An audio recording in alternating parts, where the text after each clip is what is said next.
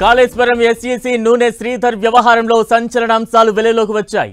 నూనె శ్రీధర్ వ్యవహారంలో మరికొంతమంది ఇరిగేషన్ అధికారుల పాత్ర ఉన్నట్లుగా ఏసీబీ దర్యాప్తులో గుర్తించారు. 2024 జూన్ 27న నూనె శ్రీధర్ను ఇరిగేషన్ చీఫ్ ఆఫీసులో రిపోర్ట్ చేయాలని రాహుల్ బొజ్జా ఆదేశించారు. ఇరిగేషన్ ప్రిన్సిపల్ సెక్రటరీ ఆదేశాలను పక్కన పెట్టిన నూనె శ్రీధర్ ట్రాన్స్ఫర్ అయినా కూడా ఏడాది పాటు చొప్పదండిలోనే ఈఈగా పనిచేస్తున్నారు.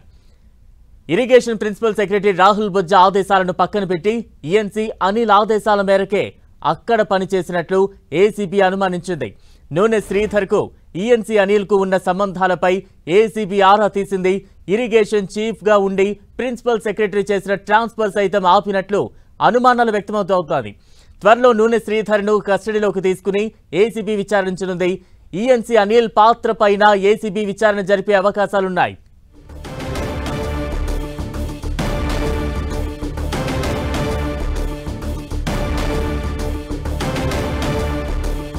ఇక తాజా అప్డేట్స్ అందించేందుకు మా ప్రతినిధి సునీల్ సిద్ధంగా ఉన్నారు. సునీల్, ఎగ్జిక్యూటివ్ ఇంజనీర్ నూనె శ్రీధర్ కేసులో సంచలన విషయాలు బయటకు వస్తున్నాయి.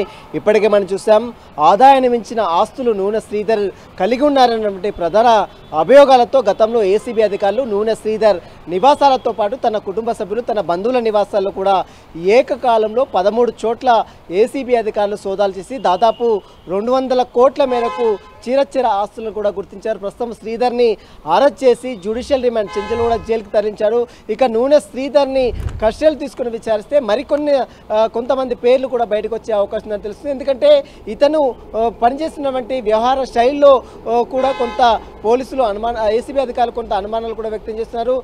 గత సంవత్సరం జూన్లోనే జూన్ 27వ తేదీ 2024 జూన్ 27వ తేదీన అప్పుడు ఇరిగేషన్ ప్రిన్సిపల్ సెక్రటరీగా ఉన్నటువంటి రాహుల్ బొజ్జా అతన్ని నూనె శ్రీధర్ని చీఫ్ ఆఫీస్లో రిపోర్ట్ చేయాలని చెప్పినప్పటికీ కూడా అతని ఆదేశాలు పట్టించుకోకుండా ఈఎన్సీగా ఉన్నటువంటి అనిల్ చెప్పినటువంటి ఆదేశాల మేరకు అతను పనిచేసినట్లు తెలుస్తుంది. ప్రిన్సిపల్ సెక్రటరీ ఇరిగేషన్ ప్రిన్సిపల్ సెక్రటరీగా ఉన్నటువంటి రాహుల్ బొజ్జా ఆదేశాలను పట్టించుకోకుండా నూనె శ్రీధర్ గత ఏడాది పాటు చొప్పదను అతను ట్రాన్స్ఫర్ అయినప్పుడు కూడా ఈ ఏడాది పాటు చొప్పదనలోనే ఈగా పనిచేస్తూ ఉన్నాడు. ఇదంతా కూడా ఈఎన్సీగా ఉన్నటువంటి అనిల్ నేతృత్వంలో ఇదంతా జరిగినట్లు కూడా అటు ఏసీబీ అధికారులు భావిస్తున్నారు. ప్రస్తుతం ఈఎన్సీ అనిల్ ఎవరైతే ఉన్నారో అతనిపై కూడా అటు ఏసీబీ అధికారులు కొంత అనుమానాలు కూడా వ్యక్తం చేస్తున్నారు. వీరిద్దరు కలిసి చాలా కోట్ల రూపాయల ప్రాజెక్టులకు కొంతమందికి డబ్బులు తీసుకొని కట్టబెట్టినట్లు కూడా వీరిపై ఆరోపణలు కూడా వినపడుతున్నాయి. ఇందులో భాగంగానే నూనె శ్రీధర్ పై కూడా గతంలో ఏసీబీ అధికారులు ఏకకాలంలో 13 చోట్ల సోదాలు చేశారు. అటు కరీంనగర్, జగిత్యాల, హైదరాబాద్, రంగారెడ్డి ప్లేసెస్లో సోదాలు చేసి దాదాపు 200 కోట్ల మేరకు చీరచ్చర ఆస్తులను కూడా ఏసీబీ అధికారులు గుర్తించారు. ప్రస్తుతం నూనె శ్రీధర్ చెంచల్గూడ జైల్లో జ్యుడిషియల్ రిమాండ్లో ఉన్నారు.